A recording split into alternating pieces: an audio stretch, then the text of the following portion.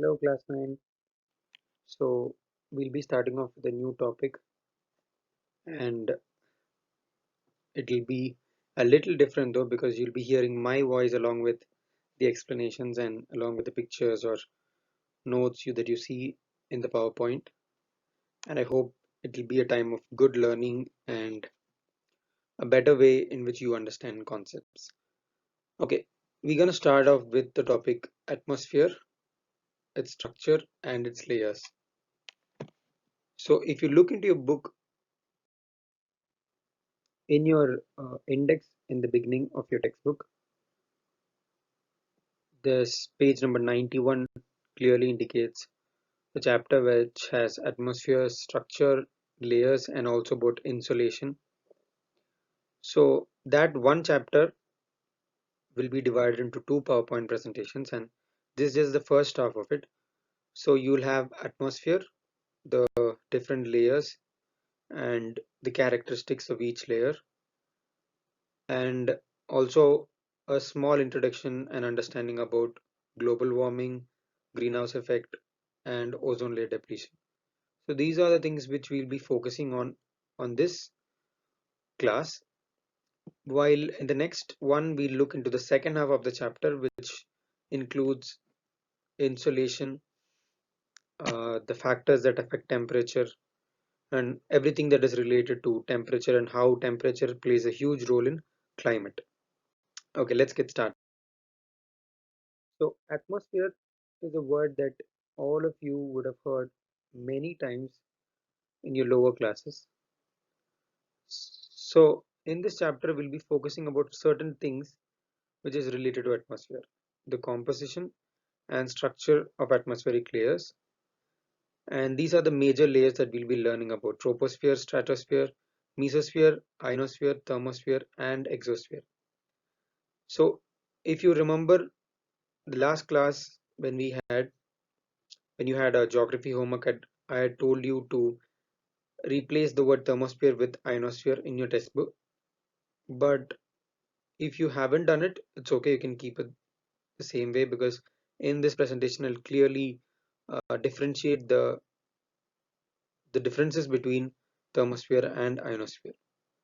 We'll also be looking into ozone depletion, and also we'll focus on global warming, how it's caused, what are the impacts or effects, and how are the different ways in which we can solve the problem of global warming as an individual.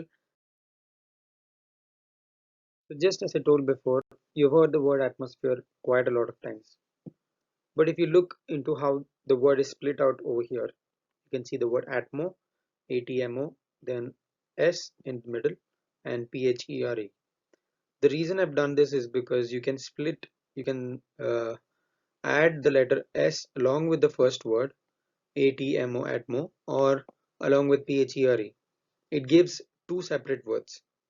It gives atmos, which means vapor, and it gives sphere, which means something which is representing a ball, a three-dimensional ball structure. So if you look at the word atmosphere as a whole, it's actually two separate words, which says that it is a spherical shaped structure which is filled with vapor or filled with air. Most of the pictures of the earth we don't see the whole picture, or even if we see the whole picture, we see a thin outer lining all around the earth, which is what is called atmosphere. So atmosphere has a lot of layers, but atmosphere also is not just within the thin lining of the layers, it is also related and connected to the outer planetary space. So you see a thin blue lining, a highlighted lining along the border of the earth, and then you see a black, I mean, big vacuum like space with a lot of stars, and it's mixing with the outer galaxy. So the last layer of atmosphere actually is connected to the interplanetary space, but all the other layers of atmosphere is actually closer to the earth, and hence it's almost like touching the earth and very close connection with earth. Okay, just like how I told before, the word atmosphere gets its origin from the word atmos, which means vapor, and spheria in Greek, which means a ball or globe or something spherical. and then it together was combined into modern Latin, and finally, along the 17th century, we derived the word atmosphere. So what is atmosphere? Atmosphere is nothing but an envelope of gases surrounding the Earth or any other planet. So we have to understand that atmosphere is not just present around Earth, it's present around other planets too. But the major difference is the composition. What is it composed of? In and around the Earth, the atmosphere has oxygen, which helps in photosynthesis and which helps in uh, respiration and which helps in a lot of other activities that naturally take place on the surface of the Earth. And then you have nitrogen, which also helps in nitrogen fixation and for plant growth and for vegetation to thrive on Earth. But if you look at the envelope of gases surrounding other planets, it wouldn't be the same. It would be a mixture of other gases. So atmosphere is an envelope, which means a total covering of gases around the surface of the Earth or any other planet. It is mainly responsible for life to exist on Earth. If we remove atmosphere from the outer covering or from the border boundary of the Earth, it is for sure that human beings or any form of life cannot exist. It's classified into five major layers based on their height or altitude, and they are troposphere, the lowest, stratosphere, the one which is second, the third mesosphere, the fourth thermosphere, and the fifth exosphere. So the confusion between thermosphere and ionosphere is that the lower half of thermosphere is actually filled with ionized particles, which we'll be discussing later, and that portion, the lower portion of thermosphere, is termed as ionosphere. This atmosphere not just is responsible to support life on Earth, it also has other uses like helps in communication, helps in controlling weather, or helps in cloud formation or rainfall, and also protects life on Earth. So there are a lot of confusions regarding all the characteristics which you're gonna learn, because you'll have 5 6 layers, and every layer you'll be asked to learn a lot of characteristics, so it might be confusing. There's troposphere 5 6 points to learn, then there's stratosphere another 5 6 points, so you have 5 or 6 layers, and in each layer you have to learn quite a lot of points, and it might be confusing, but the simplest way is to find what ways in which we can categorize these points. So I've put it in a simple way so that you will be easily able to learn it. How can we remember each layer's characteristics? Each layer has a lot of characteristics, but how can we remember them? We can club them into similar categories. One is the position. Where does this layer, which I'm going to learn, lie in the atmosphere? Is it in the first position? Is it in the second position? Is it in the last position? Like that. Second point, what is the height or what is the altitude from the surface? What is the lower limit of this layer? What is the highest limit of this layer? If we subtract the highest from the lowest, we'll be able to understand the thickness of the layer also. So every layer will have a position, every layer will have a height also. What is the composition? Each layer is made up of different kind of gases. Most of the layers are made of the similar kind of gases, but the proportion would change. The density would change, the pressure exerted by the gases would change. So the composition usually changes from each layer to layer. Number four, the temperature gradient. Very important, because the more we move away from the earth, we imagine that it becomes colder and colder and colder. Because when we are in plains, it's more warm. When we are on top of mountains, it's more cold. So our basic understanding is that when we move away from the surface of the earth, it becomes colder. But that's not the case with all the layers. We'll be learning about that in detail also. So this is also another way in which we can remember the points. And the last one, special characteristics. There will be something unique that happens in each layer, or something special or different that each layer has to provide. So first, this the position of the layer. The second is the height, or the altitude and the thickness. The third is what it is made up of. The fourth is how does temperature vary in the layer, or temperature gradient. Does it increase when you go up? Does it decrease when you go up? All those differences. And the last is that anything unique or special that happens in the layer. So if you club each layer's characteristics into these five categories, you can easily remember them. Okay, starting off with the first layer, troposphere. You can see all the layers in this picture over here on your right. And among all these layers, the troposphere is the first layer, which is shown at the bottom. So you can clearly see a lot of clouds and mountain peaks. It indicates that it is the closest to the Earth's surface. So it is in contact with the mountains. This layer is in contact with the oceans, with the water bodies. And that's also a major reason why it is able to produce all the weather phenomena only in this particular layer. So the position of the troposphere, obviously, as you know, is the first and it is the closest to the surface. The height, unlike any other layer, the troposphere has two different heights, 8 kilometers at the poles and 18 kilometers at the equator. This is mainly because of the spinning of the earth due to its oblate spheroid shape. So in the first chapter, we would have already learned that the earth is not a complete sphere. Even though it's a total sphere, it appears to look as an oblate spheroid, which means the sphere is flatter at the top and the bottom, and it's little bulged out at the sides along the equator. That is mainly because of the spinning of the earth. So since this layer is the closest to the earth's surface, the spinning of the earth affects the closest layer to the earth's surface also, which is the troposphere.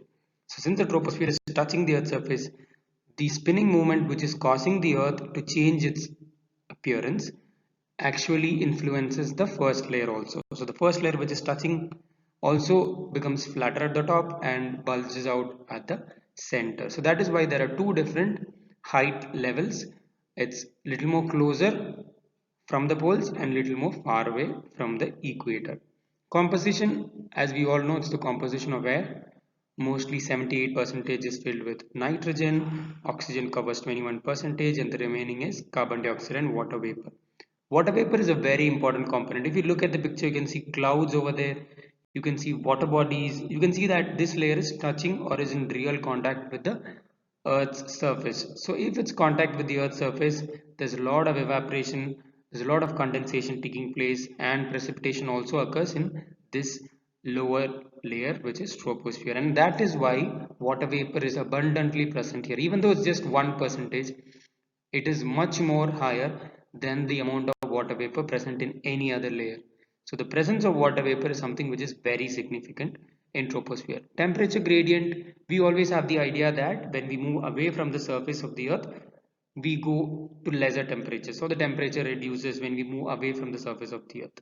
When we are in a plain region, it's more warmer. When you are on the top of mountains, it's more colder. So that is our understanding that when we move away from the surface of the earth, we go to colder climates or the temperature decreases. But that's not the case with all the layers of the atmosphere.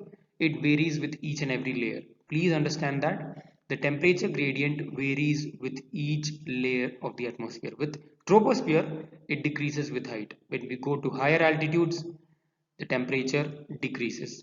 Special characteristics. We know that the water vapor content present in this layer is very important, and because the water vapor content is present in this layer, all weather phenomena occur here. Weather phenomena like cloud formation, like humidity, rainfall, this is all due to the presence of water vapor. And how does the water vapor be so abundant here? Because this layer is in close contact with all the water bodies and has experienced evaporation much more higher than all the other layers. That is how water vapor gets stored over here. Moving into the next one, which is stratosphere. Stratosphere is the second layer. This position of stratosphere is the second, and it is between the first layer troposphere and the third layer mesosphere. The height, you know that the troposphere ended at two different heights. So this will start at two different heights. It starts from 8 to 50 kilometers in the poles, and it starts from 18 to 50 kilometers along the equator. So if you subtract the highest and the lowest value, you will get the thickness of the stratosphere. So the thickness of stratosphere varies from 32 to 42 kilometers, which is much more thicker than troposphere, because troposphere's thickness is maximum 18 kilometers only, but stratosphere thickness comes to a maximum of 42 kilometers. Composition. Unlike any other atmospheric layer, stratosphere has a lot of ozone. And ozone is three oxygen molecules combined together. When two oxygen molecules combine together, you get O2. Similarly, when three oxygen molecules combine together, you get O3.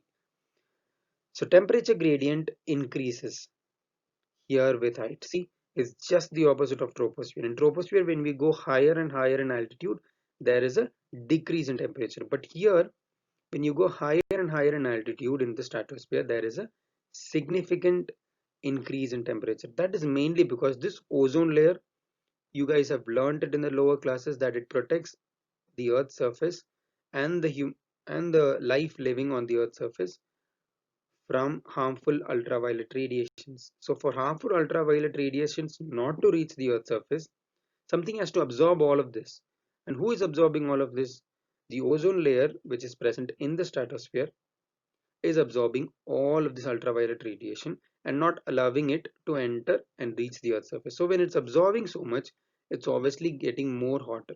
So that is why the stratosphere is showing an increase in temperature along with height. Special characteristic, obviously it's gonna be ozone layer. Unlike any other atmospheric layer, just like how troposphere had a special characteristic of having weather phenomena, ozone layer is the special characteristic of stratosphere. It is present only in the lower portion of stratosphere. So we know that it extends till 50 kilometers, but only till 40.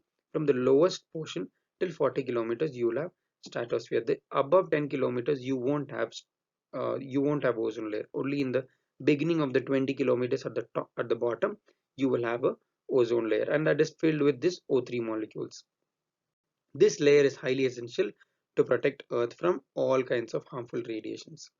But nowadays, because of the pollution and because of the harmful gases that is emitted from the surface of the Earth to the outer space, this ozone layer has become thinner and thinner and thinner, and that is called ozone layer depletion, which we'll be looking into the. So what is ozone depletion? Ozone depletion is when we release harmful gases, and the most important culprit of all these harmful gases is chlorofluorocarbon. Chlorofluorocarbon is also a molecule which has one carbon, three chlorine, and one fluorine. You can see that in the picture. And this chlorine from the chlorofluorocarbon molecule detaches and attaches with an oxygen molecule. So when that happens, it goes and attaches with one oxygen molecule in an ozone. So ozone has three oxygen molecules, and when one is separated and attached with a chlorine molecule, it forms chlorine plus oxygen, and it separates the O3 into O2, or it even separates the O3 into three separate oxygen molecules. So then the thickness of the ozone becomes thinner and thinner and thinner because the bonds are broken. And who is responsible for breaking the bonds? The chlorine or the fluorine present in the chlorofluorocarbon molecule. So that is how the thickness of the ozone layer comes down. When the thickness of the ozone layer comes down, there's easy penetration of ultraviolet rays which comes from outer space, from the sun, and enters into the Earth's lowest layer and reaches the Earth's surface. So you'll be watching a video related to this in the next slide, which will give you a better understanding of what exactly happens, what reaction happens, and how does the thinning of the ozone. 15 to 35 kilometers above Earth's surface, a gas called ozone surrounds the planet. The ozone layer acts as a barrier between Earth and ultraviolet radiation from the sun. However, pollution has caused the ozone layer to thin, exposing life on Earth to dangerous radiation.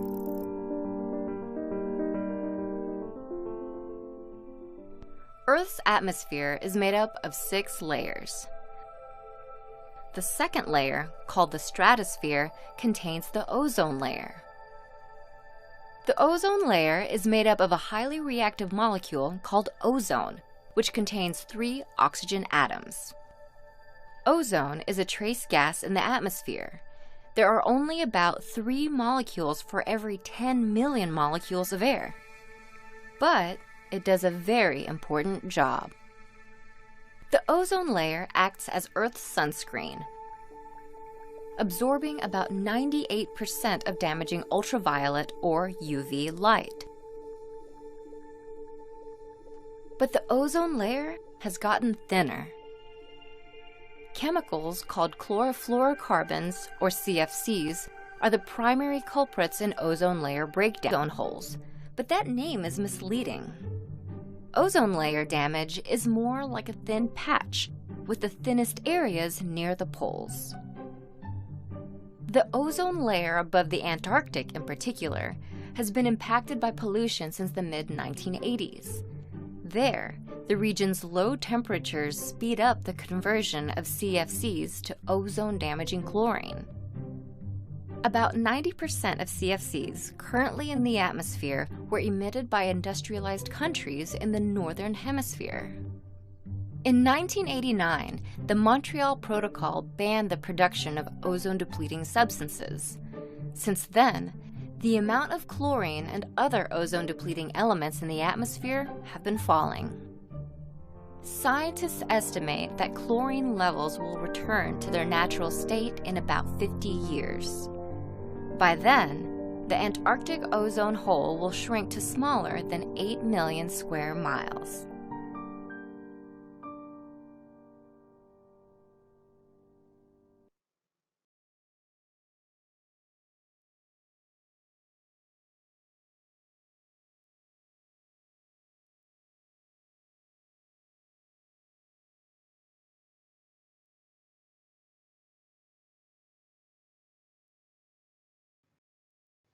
Okay, that video gave you a good understanding of what ozone layer depletion is all about. It's very simple, just chlorine, fluorine and carbon together, which forms chlorofluorocarbons. When it is released into the atmosphere, the chlorine atoms goes and forms bonds with the oxygen atoms or with separating ozone molecules. It strips apart O3 molecules into O, another O, another O. So it separates one O3 molecule into three separate O molecules, and it forms bonds with them, like chlorine forms a bond with oxygen.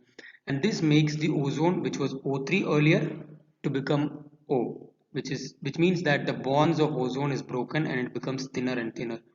So that really creates a chance for the ultraviolet radiations to enter and affect life on Earth. Moving into the next layer, which is mesosphere. This is the third layer. Before that, I just want to add on one thing in the stratosphere. If you look at the picture over here in stratosphere, you can see that there's a commercial aeroplane of light which is shown in the stratospheric layer. That is mainly because in the stratosphere there is no weather phenomena. We learned that the first layer, troposphere, has all the weather phenomena, but the stratosphere has no real weather phenomena. And that is why, to have less disturbance while flying, the airlines chose to fly over the stratosphere. And they don't actually fly over the top layer of the stratosphere, they fly mostly in the bottom layer of the stratosphere, and it will be touching the troposphere, or it will be the margins between troposphere and stratosphere. It is mainly done to avoid coming in contact with different weather phenomena and causing delay in the flight or any kind of accidents that might occur. Okay, moving into the third layer, mesosphere. You can see that mesosphere is the third layer above troposphere and stratosphere. So the position would be that it is the third layer, it is between stratosphere below and it has ionosphere above. Okay, the height of mesosphere is very different. It's not like troposphere or stratosphere, because in troposphere we had two different ending points. The starting point was the surface, but the ending point was 8 kilometer at the pole, 18 kilometer at the equator. When we moved into stratosphere, it had the same ending point, but it had two different starting points. 8 and 18 was the two different starting points. From mesosphere, we'll have the same starting point and same ending point. So we'll have a definite amount of thickness. The thickness won't vary, like it varied in the troposphere from 8 to 18, it varied in the stratosphere from 32 to 42, but it won't vary in the mesosphere. It's a definite thickness because the starting and ending point is same. It's a definite thickness, and the thickness is about 35 kilometers because it starts at 50 kilometers and ends at 85. So if you subtract, you'll get a thickness of about 35 kilometers, which actually is not as thick as the stratosphere. When you look at the stratosphere and the mesosphere, you can see that stratosphere is a little more thicker than mesosphere. Composition: this layer has a dense presence of oxygen. So this layer is the last layer which has a dense presence of oxygen, nitrogen and hydrogen, which means that from the next layer, maybe from the ionosphere or the thermosphere or the exosphere, the density of oxygen or nitrogen or hydrogen or any other gases comes down. Density is nothing but how much pressure is exerted in a particular area by the air molecules. So if you take 1 square kilometer area in the outer space, there will be 100 molecules of oxygen in the mesosphere. But when you go to the thermosphere or exosphere, that same 1 square kilometer area will have just 10 molecules of oxygen, which means oxygen is still there, but the amount of molecules present is very less. So it is not at all dense. One molecule here, one molecule there, it's so scarcely located. But mesosphere, like stratosphere and troposphere, are the first three layers which has real dense amount of oxygen, nitrogen and hydrogen. Temperature gradient, temperature decreases with height. So we learned that in troposphere, temperature decreased with height, which means temperature become low and low and low, or it becomes lesser when we go up. In stratosphere, it was the exact opposite. The temperature increases with height because the stratospheric layer absorbs a lot of UV radiations in the ozone. But in the mesosphere, again, the temperature decreases with height. This is also known as the coldest layer among all. It reaches sometimes a very low temperature of even minus 100 degrees centigrade. Even to that level, the temperature reduces in the mesosphere. So mesosphere is also considered as the layer which has the coldest temperature among all. So because of its cold temperature, it creates the special, or it has the chance to give the presence of meteoric showers, which is the special characteristic of mesosphere. In the mesospheric layer, you can see a lot of shooting stars, which is nothing but moving meteors. And these shooting stars are meteors which move at great speed, and the line which is formed behind the meteor is actually flame or gases which are formed when the meteor, which is passing from the outer space, enters the exosphere where the density is very less, enters the thermosphere, again the density is very less, but when it enters the third layer from the top, the mesosphere, what happens is that the density suddenly changes. There's a lot of oxygen, nitrogen, hydrogen, and the temperature has become so cold. So the meteor which is coming from outer space reacts and starts to generate the heat and light.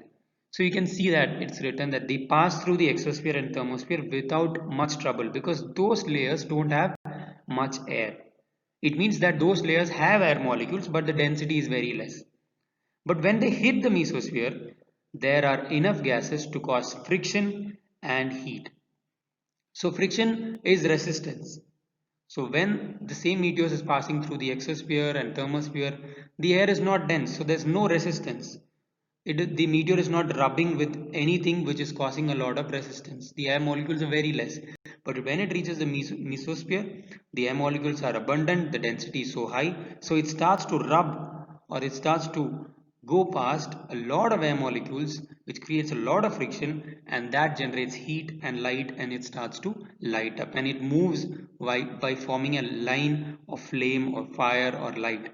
And that is why shooting meteors which move are also called shooting stars, and this phenomena is called meteoric showers. So meteoric showers occur in the mesosphere. You can easily remember it with M and M, mesosphere, meteoric showers, and you know the reason why it happens over here.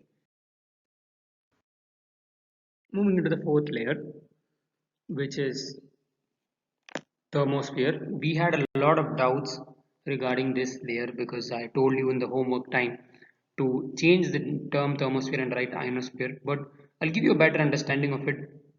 It's pretty simple. It's a very thick layer. You can clearly see from the pictures that the thickness of this layer thermosphere is pretty much higher than all the other layers which we have discussed below. And the ionosphere is a term which is referred or which is given to the lower portion of thermosphere. So the whole part is called thermosphere, but just the lower part is called ionosphere. Why is the lower part called ionosphere? Is there anything special that happens here, or there must be a reason behind it, right? Okay, the reason is that it is has a lot of air molecules which are ionized. So because it has air molecules which are ionized, that is why it is called ionosphere. And what is the meaning of ionized? Don't get tensed or worried, it's very simple. Ionized means air molecules which have a particular kind of element, probably oxygen molecules, nitrogen molecules, hydrogen molecules.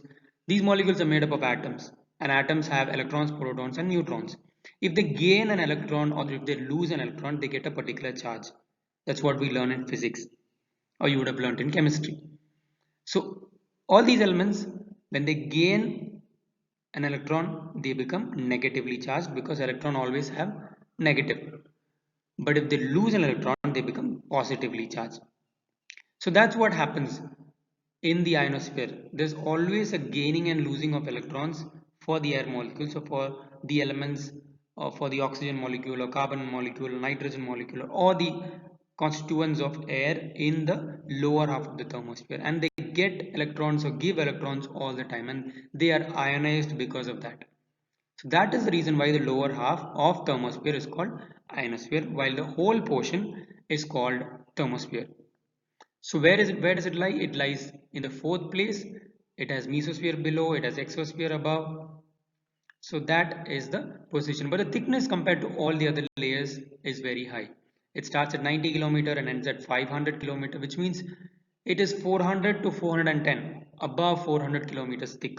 While all the layers we discussed below were just kind of 30 kilometers, 40 kilometers thick, but this is 400 kilometers thick, which is really high compared to all the other. But if you look at the picture, you can also see a red dotted line at the lower end of the thermosphere, and it's written Kármán line. This Kármán line actually indicates an imaginary boundary which separates the lower half of the atmosphere and the upper half of the atmosphere. So we have divided atmosphere into 5 layers, and including ionosphere, which is not in the picture, it is 6 layers. But the Kármán line, it actually separates the lower half and the upper half into two portions. The lower half, it is in close contact or much more closer to the Earth's surface, but the upper half is considered as interplanetary space or outer space. So the outer space is the region where space shuttles are there, where satellites go, satellites revolve around, and where you find auroras and all these things which are exhibited on the atmosphere happens in the outer space. So the Kármán line actually separates the atmosphere into two portions, the lower half which is closer to the Earth's surface and the upper half which is termed as outer space. Composition air density is very low, just like when we were discussing in mesosphere, the comets or the meteors which become shooting stars, which get light up or which generate heat and light because it comes in contact with high density air molecules from a low density thermosphere. So it means that from mesosphere, stratosphere, troposphere, you have high density. Above mesosphere or the ionosphere, thermosphere and exosphere, you have low density. But still there are fine traces of oxygen, nitrogen, hydrogen, just like how we found in the lower layers. The temperature gradient, the very important point, temperature gradient. I told that it varies and changes in every layer. In troposphere, when we go higher, the temperature decreases. In stratosphere, when we go higher, the temperature increases. In mesosphere, when we go higher, the temperature again decreases. I told you it was the coldest layer. And in thermosphere and ionosphere, when we go higher, the temperature again increases. So it is opposite all the time. First decreases, then increases, then decreases, then again increases. This time, the increase in temperature happens mainly because of the absorption of X-rays. You know that the lower half is a lot of electron gaining and electron losing, positive charge, negative charge, ionization going on. So X-rays also are absorbed quite a lot in this layer. So because of the ionization and because of absorption of X-rays in this layer, there is more heat when we go higher in altitude along the ionosphere and thermosphere. What about the special characteristics? Among all the layers, one of the most fascinating and beautiful characteristics is what you find in this layer, especially in ionosphere. So if you want to separate it into two, thermosphere has a special characteristic of communication.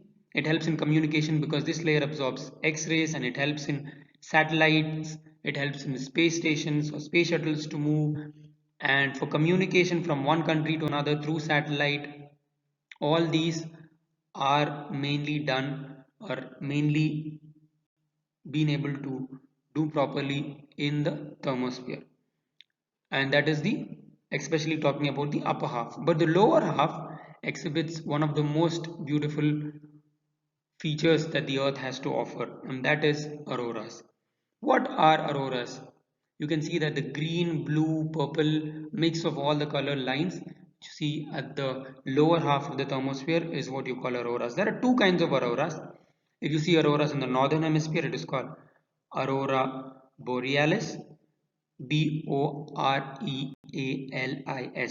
But if you see auroras at the southern hemisphere, it is aurora australis. It's easy to remember Australia is in the southern hemisphere, so aurora australis will be auroras you see in the southern hemisphere. The opposite is aurora borealis in the northern hemisphere. Okay, auroras occur when charged particles from the sun collide with oxygen, nitrogen atoms and other air molecules. So you have sun which is always emitting heat and light, and sometimes it has so much heat and light that it ejects out charged particles, which is called plasma. And it ejects out with a lot of energy. These charged particles come in contact with the Earth's magnetic field. You know that the magnetic field, just like when you place a bar magnet, it attracts all the iron fillings towards the northern pole or the southern pole. But the same thing happens on the earth also. The earth also has a north pole, has a south pole where the magnetic field is high. So when these charged particles from the sun come towards the earth, it has an interaction with the north pole and south pole where there's high magnetic field, and these charged particles collides with oxygen molecules or nitrogen molecules and other air molecules and releases different colors. When it collides with oxygen, it gives out one color. When it collides with nitrogen molecules, it gives out another color. So this causes exciting them to high states of energy and causing atoms to shed excess energy by emitting photons of light. So when these charged particles from the sun come in contact with the Earth's magnetic field and also collide with oxygen, nitrogen and other air molecules, they produce so much energy and they want to release this energy. The only way they release this energy is by emitting huge amount of light in different colors, and it can be seen only along the northern pole and the southern pole where the magnetic field is really high. In the next slide you'll be watching a video of how auroras are formed and a little bit detailed explanation of auroras.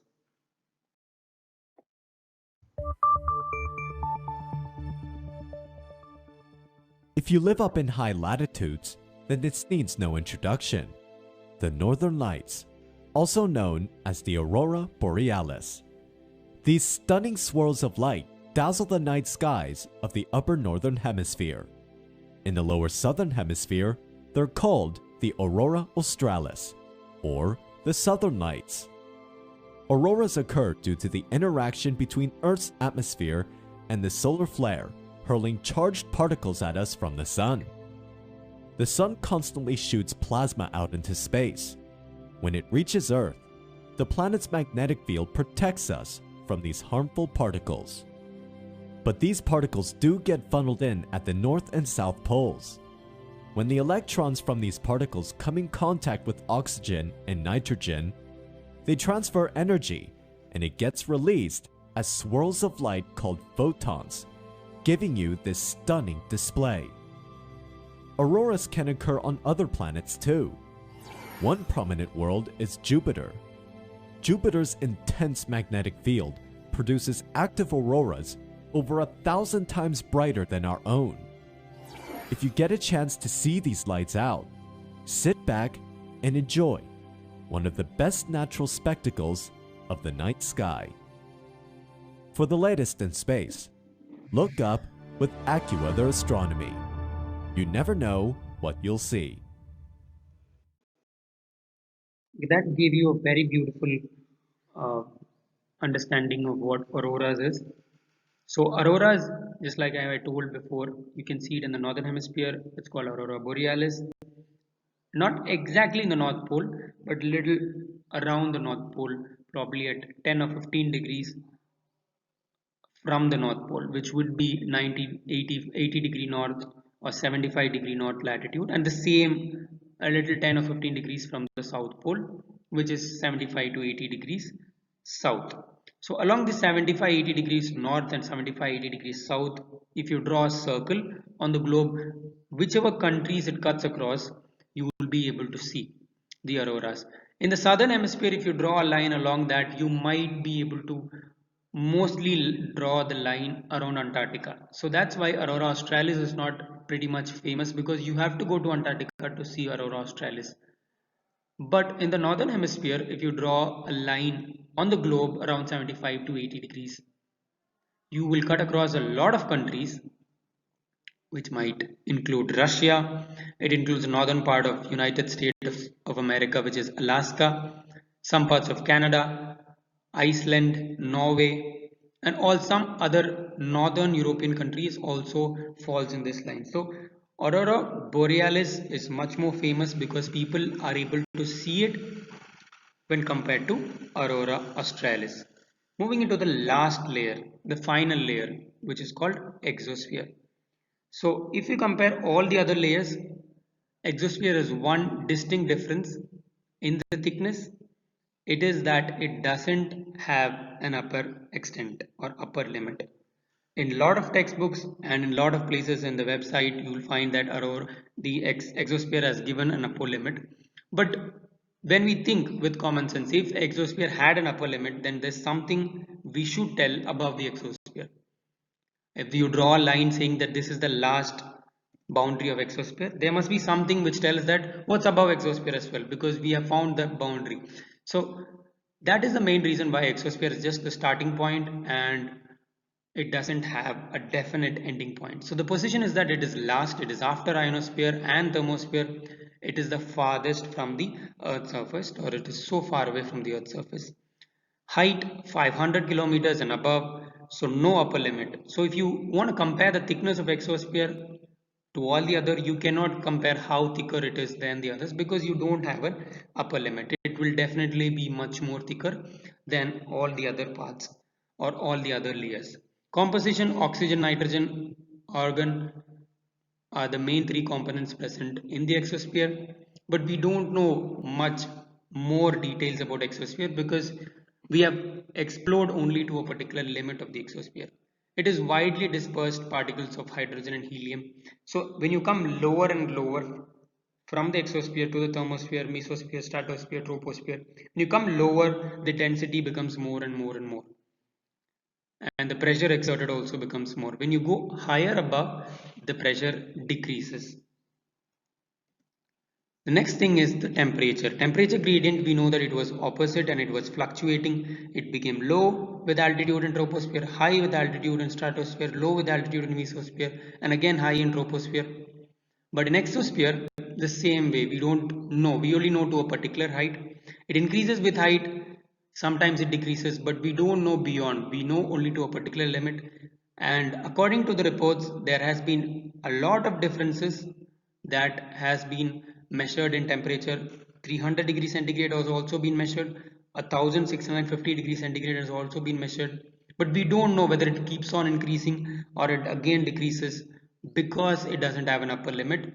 It has a fluctuating temperature. Here I've written it increases with height because the initial part of the exosphere increases with height. Temperature increases with height in the starting point. But since the exosphere is so big, we don't know whether it will keep on increasing. Special characteristics is the presence of satellites, geographic information systems, remote sensing systems to study Earth from outer space.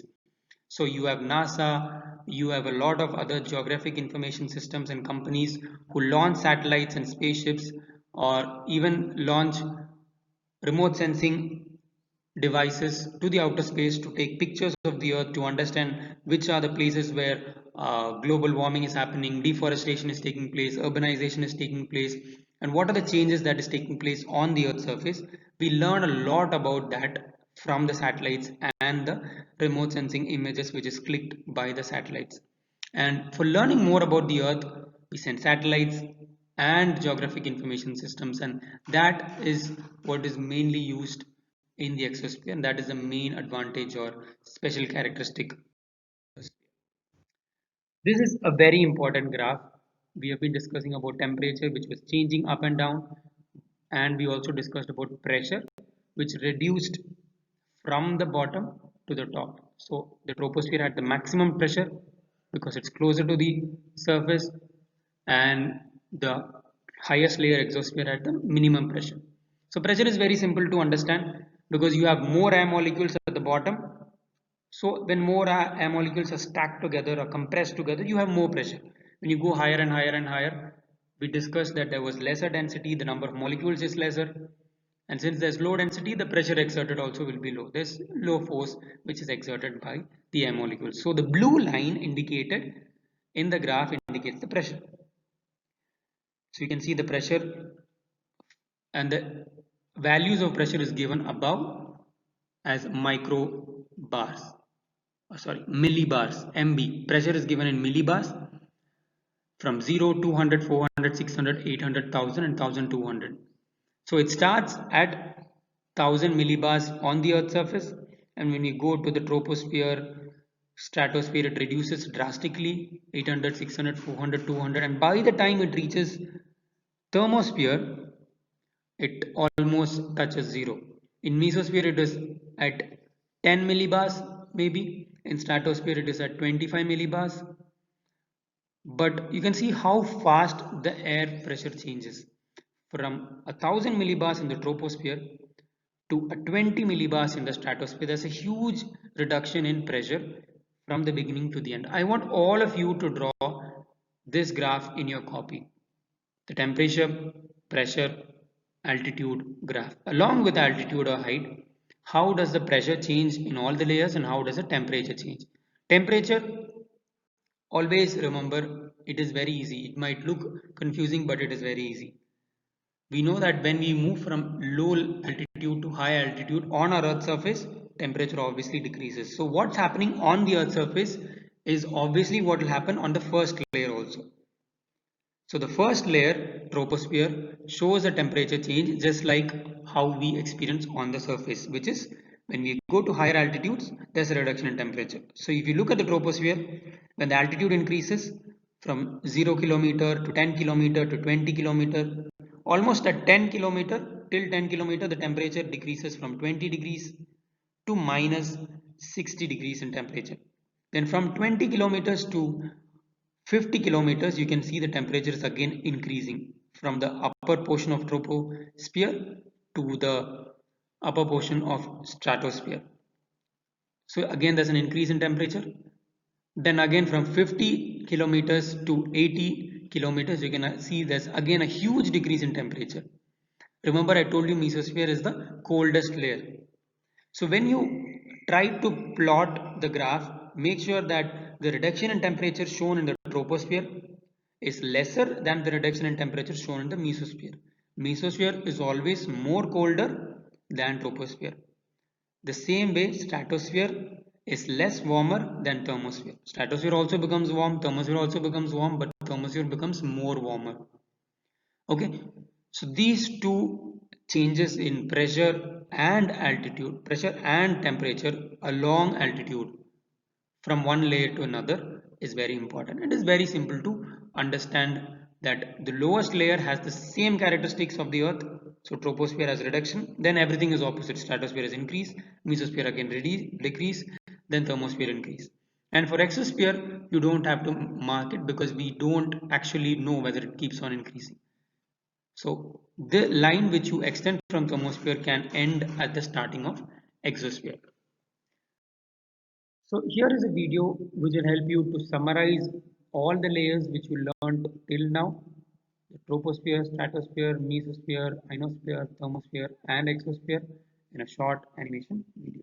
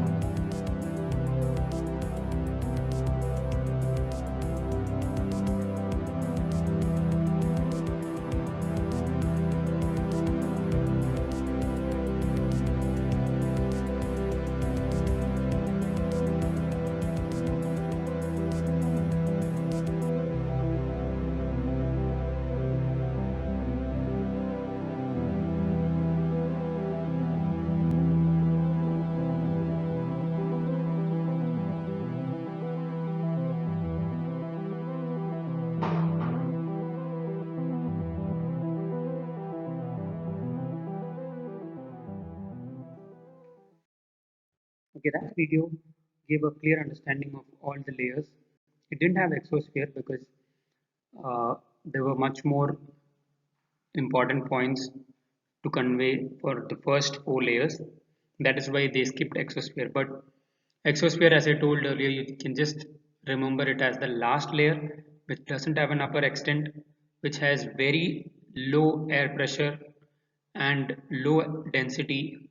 Few traces of oxygen, hydrogen, and argon and helium are found. And the most important point is that all the satellite systems or GIS systems which is used to study about Earth are revolving around the Earth in the exosphere. So that is the few points which can be remembered for exosphere. Moving into the next topic, which is also a part of this video, is global warming. You would have heard about this term quite a lot, just like atmosphere. Global warming is the increase in surface temperature of the Earth. So, is global warming mainly done by human beings or is it a natural process that takes place? We just see.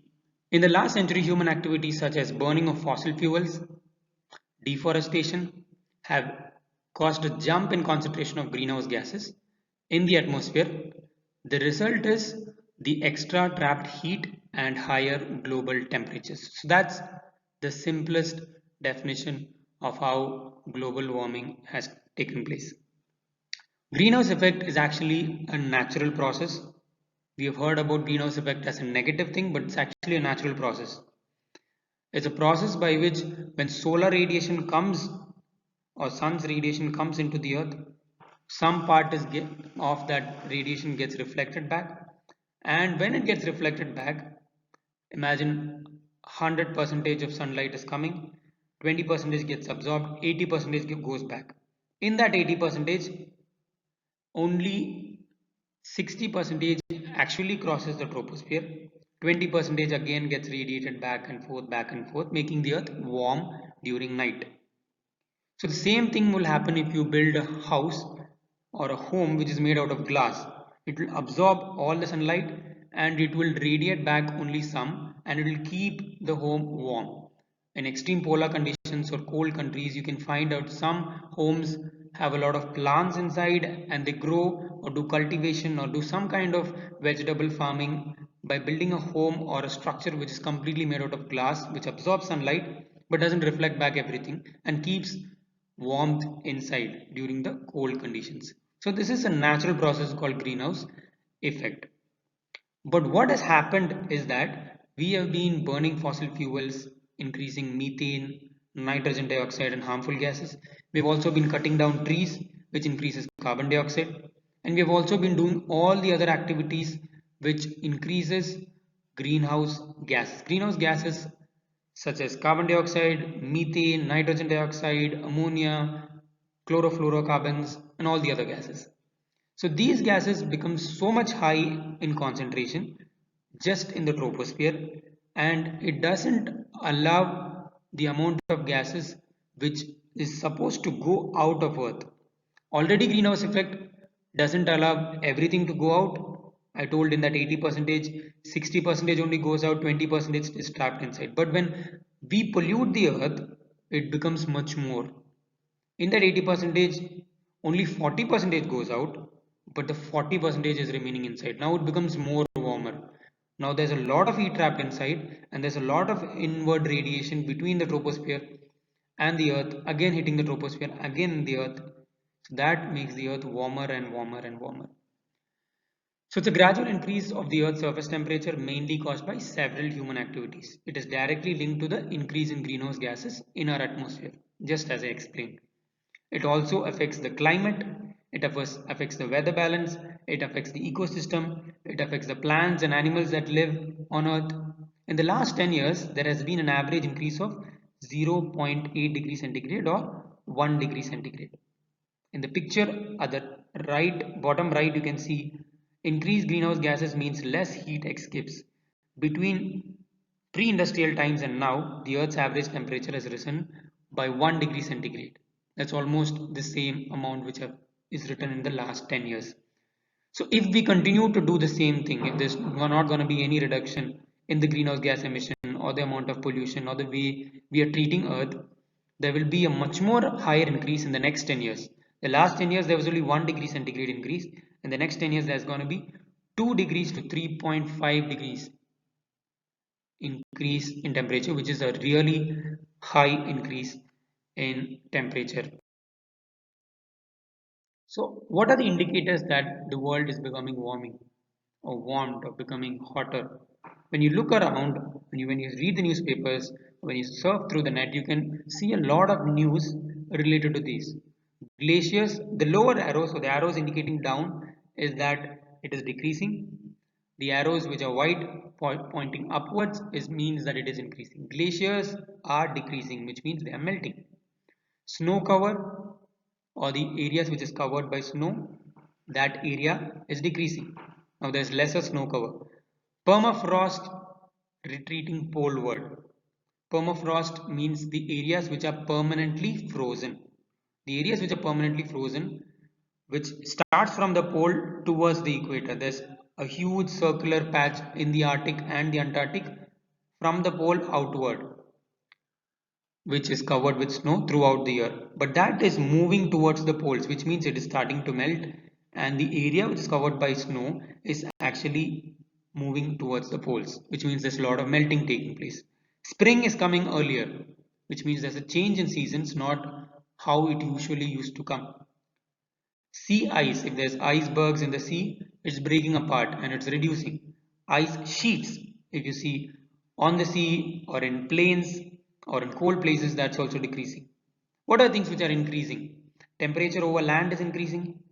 Tree lines shifting poleward and upward. If there's a lot of vegetation from the poles or nearby the poles, that also is being cut down, and now there are lesser trees near to the equatorial regions or to the temperate regions, and all the trees, a little bit vegetation, are moving poleward or upward. Species are migrating poleward and upward, which means the regions which are away from the poles are the regions where most people live, and those regions are causing a lot of pollution. So the species living there in the central parts or in the temperate zones are moving towards the poles. Humidity is increasing, temperature is increasing over the oceans, temperature is increasing over the surface. The sea surface temperature, which means if you take a thermometer and measure the temperature of the surface of the sea, that is also increasing. Sea level is increasing, which means because of the melting of the ice, the water level goes up and it floods or covers the nearby low-lying areas. So if you have read news or if you have heard any information about any of these things which are mentioned here, you have already known that global warming is taking place. So how do we cause global warming? We always keep on blaming others for the reason of global warming, but have we done anything? You can ask yourself, have I done anything significant which can cause global warming? Deforestation. Have you seen trees being cut down? If you have seen trees being cut down, have you stood up against it, saying no tree should be cut down? Even though there was a legitimate cause for the tree to be cut down, one tree creates a huge difference in the atmosphere. Improper waste disposal. Do you dispose your waste in a proper way, or you just dump it and burn it? Is a degradable, biodegradable, and non-biodegradable separation done at your home? Fossil fuels. How much fossil fuels do we burn in our vehicles? Every day we depend on personal transport. The lesser we use cycles, the more we use vehicles which need to run on fossil fuels. And we also depend upon industries which burn coal, which burn petrol, which burn diesel to run the industries, and that also emits a lot of gas. Urbanization. There's always a lot of development, cutting down trees, clearing forest areas, and buildings and development of cities. So more rural areas is becoming urban, which creates increase in pollution, and that also causes global warming. Mining for gold, mining for precious metals, mining for petrol, mining for coal, mining for anything that can improve our level of comfort in living and make a business out of the earth's resources. Rather than giving back to the earth, we take a lot from the earth's surface and don't give back anything. So when mining is done, there's a lot of smoke and a lot of dust and a lot of air pollution that takes place, and the wastage which comes out of mining is not properly disposed, which also leads to global warming. Vehicular pollution, we are all related to vehicular pollution. All of us can openly accept that we have done vehicular pollution. So it doesn't mean that we should not use vehicles. The best way is try to use cycles as much as possible, try to depend on public transport as much as possible, so that each family reduces individual vehicular. So all these things are just few points, and the impacts that it has caused on our earth are also many, but I'll be just mentioning few points. It has caused drought, so there has been very less rain in certain long time periods, and it has caused drought because of that. And because of drought, obviously there will be a lack of food and hunger and malnutrition, and many children die because of that. Melting of glaciers, here you can see a glacier in Canada which was filled with ice in 1941, and in a matter of 60 years or 63 years, you can see what has happened. It has totally converted into a huge lake filled with water. If glaciers melt, the glaciers are directly connected to the oceans, and the ocean level will rise. This is a picture of Great Britain or England. See how the sea level is rising in the southeastern part of England. You can see that the light blue portions which is indicated within the square is the regions where they are predicting 11 feet increase in water in 2001 in 2100, and a 44 feet increase in water in 2400. We might think that okay, it's 100 years or 90 years still to go, 80 years still to go, but still every day there is a small level of increase in sea level taking place. So when sea level increases so much and urbanization takes place so much, we draw out fresh water so much from the ground. Look what happens. The light blue indicates fresh water, the dark blue indicates salt water. So the people living close to coastal areas, because of urbanization, there's a lot of buildings now in coastal areas. They draw out all the fresh water. When the fresh water is drawn out, to maintain the equilibrium, the salt water comes and converges with the fresh water, and you eventually start drawing out salt water, and the salt water mixes with the fresh water beneath the surface. So underground water gets contaminated and mixed with salt water. So that's salt water intrusion which takes place. And there's a lot of hurricanes, tornadoes, floods also that takes place because of the climatic change and sea level rise. The last point is a very sad truth which has happened over the past 10-15 years. There have been many news or information regarding mass death of animals. You can see hundreds of sheep death in Uruguay, massive fish die off in Indonesia, 15,000 dead cattle found in Colombia, and hundreds of day stingrays cover the beach of Mexico. See, some are very rare species. Compared, if you imagine stingrays, it's very rare you find a stingray in an ocean, but still there are hundreds of stingrays dead in the beach of Mexico. So this is the impact, big impact it has caused on our earth, and we are. So how can we solve this issue? We always point out others and the society for it. Can we individually solve this issue? Yes, you can. Reverse migration is one important point. So I'm not saying everybody in the cities go to the villages. I'm saying whenever you have a free time or holidays, try to spend more time moving away from the city so the pollution in the city comes down and there's a balance in what happens in the city and in the villages. Try to spend more time of your holidays away from cities, or if you get a holiday or a time to move away from your place, try to go to a place where there's less population, less urbanization, so that it balances what's happening on earth.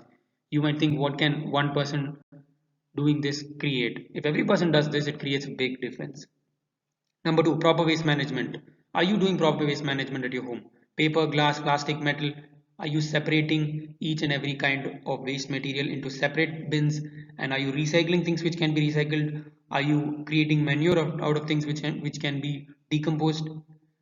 And are you reusing things which can be reused also? Renewable energy, a solar water heater. It might be expensive at the beginning, but it can conserve a lot of your electricity bill, and it can reduce the amount of global warming which we are creating. And also other forms of energy can also be implemented, both small scale at your home and large scale in communities and societies. Use of public transport is a very important point which each individual can take. If your city has a metro, if your city has a bus which shoots between one place to another.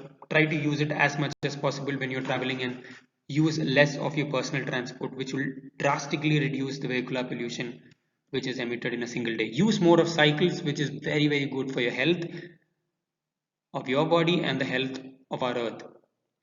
Cycles don't have any emission. At the same time, you are doing something for the earth. Biogas, any disposable degradable material along with a little bit of cow dung or along with a little bit of degradable waste mixed and kept in a closed container in the absence of oxygen creates biogas and methane, and can help you to run or light a stove. And that's also energy which is produced without depending upon or without consuming any part of the earth. Rainwater harvesting, another important way in which you can reduce the amount of water which is consumed, which is taken from the earth's aquifers. You are just taking a little bit of what earth offers to you through rain and conserving it and using it when you need it. The huge black drum which you can see near that home, that much amount of water you will be able to conserve. You can even conserve more than that. And if you don't do rainwater harvesting, each family will be taking that much amount of water from the aquifer again, and that will cause undue pressure to the subsurface. It can cause saltwater intrusion if you're living in a coastal area. Tree planting, another simple thing which you can do. If you've planted a tree before, it's well and good, but are you still planting? Planting trees creates not just a small scale impact but a large scale impact. There are many people who have even planted trees so much to the point where they've created a whole forest. Tree planting is something you do good for you and also for the society. The last point is reusing things. The more we consume things, the more we are consumeristic. You go to a shop and buy and buy. You're living in a consumeristic society where you keep on buying. There's Flipkart, there's Amazon. You just go into the website, you keep on feel like buying everything even if you don't need it. Try to reuse things. It's better for the environment and it's better for the earth. So this is the last slide. We finished with global warming, and I just want you to take you back to the atmosphere which we learned, the different layers of atmosphere. We learned a lot about atmosphere, but I just want to end the video with this. How would it feel if you fall from space? We learned a lot about the troposphere, stratosphere, mesosphere, but we have never been there. We have never been to troposphere, never been to stratosphere, we never been to the ozone layer. Probably those who have traveled by flights would have seen the upper or lower half of the stratosphere and the upper half of the troposphere. But beyond that, we haven't been. So here is a person. He's an Austrian, and his name is Felix Baumgartner. He is an Austrian freefall diver who currently holds the record for the highest freefall jump, and he did it from space. So this man, so if you want to thank someone for you to get a better idea of how does it feel as a human being to experience space by jumping from there or coming in close contact with space, you have to thank this guy probably. So he was the highest jump from space, and he jumped from 38.9 kilometers above the earth's surface. We know that 38.9 is almost 40, and from 20 to 40 is the ozone layer, which is the lower portion of the stratosphere, and from 40 to 50, the last 10 is the upper portion of the stratosphere. So he almost jumped from above the ozone layer. That's what is the next point is all about. 38.9 means the top portion of the stratosphere, which is above the ozone layer. The slight mistake during the dive could have killed him in 15 seconds. There's a lot of videos about him in YouTube where he talks to people. He has done a lot of free fall dives, but this is the hardest which he has done. Because he's dying upside down, all the blood flows to the brain and comes to the brain and to the eyeballs, and you start spinning violently because you move from higher density to lower density. 38.9 or 40 kilometers is quite a lot, and you'll be moving at a speed of 500, 600, 700 kilometers per hour. Your body would be moving at that speed, and you will be spinning also when the density is different. So he risks so much to give you this.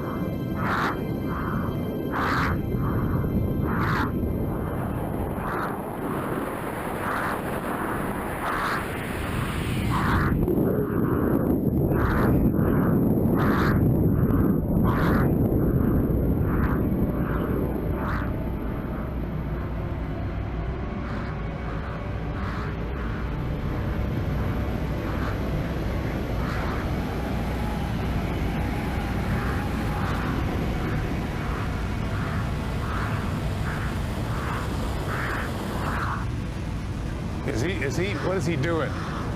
He's spinning, isn't he? Felix has just gone supersonic, but he's lost control.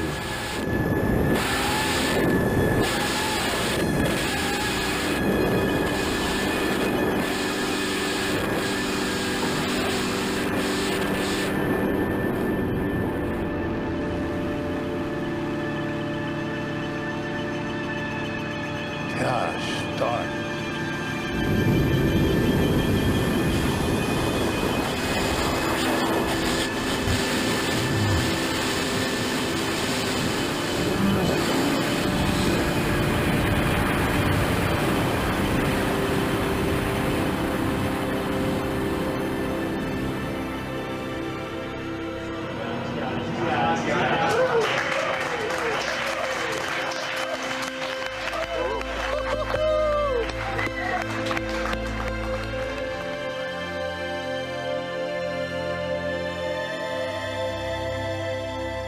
One minute and 30 seconds, and stable as a rock.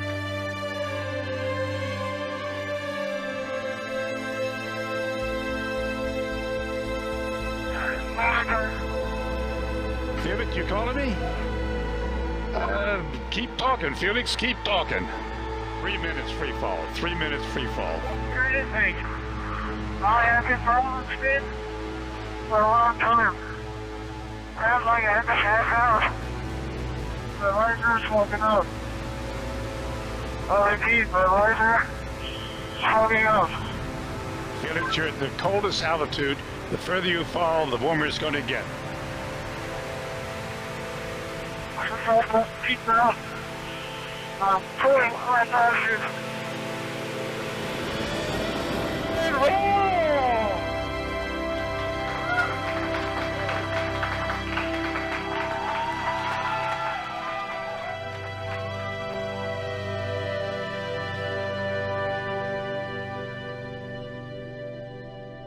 That was really tough. Felix, we're so proud of you. You did absolutely fabulous. Absolutely fabulous.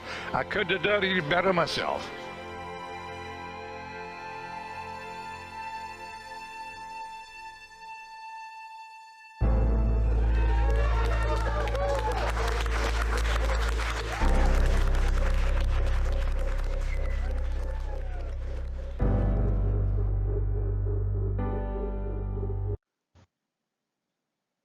Okay, that video clearly shows how much risk was involved in that jump. He has done quite a few free falls from high buildings and into deep caves, but this was the toughest he had to do. And yeah, adventure sports or things like this can also teach us a lot of things and make us understand things which we haven't understood in a better way. Because falling from that height, his body began to spin, and because of the change in altitude and pressure, he could have easily died in 10-15 seconds. But still, he was able to balance his body and reach the surface pretty safe. So I hope this video of understanding different layers of the atmosphere and what each layer has to offer and how each layer helps the earth in different ways and how we as people have destroyed and have played a huge bad role in causing global warming, the causes, impacts, and the ways in which we can solve it were all discussed. I hope you had a good time of learning. See you soon in the next video.